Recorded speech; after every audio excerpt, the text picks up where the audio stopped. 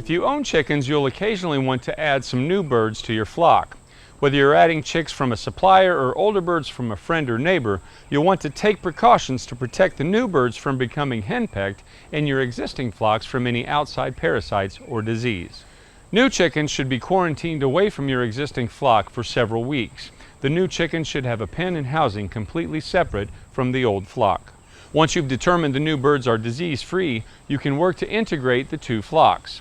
This can take some time and patience, as each flock will have its own order of dominance, sometimes called a pecking order, and introducing new birds will cause a big shift in the social order. I like to use a technique called look but don't touch anytime I introduce new birds into my flock. I will use a separate pen or a large crate placed within the existing runner coop. This allows birds to become familiar with one another without being able to actually physically harm one another. Even if they try to attack each other through the wire, they won't be able to do any real damage. After a couple of weeks of the look but don't touch method, you can allow the birds to intermingle.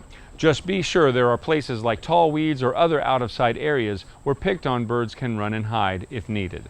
During this time, be sure to set out extra food and water stations in different areas, as some dominant birds will have a tendency to guard food and water from less aggressive birds. No matter what, expect some pecking and reordering to occur, but unless there is an extreme case of bullying where blood is drawn, try to let the birds squabble amongst themselves until they can establish an order of their own.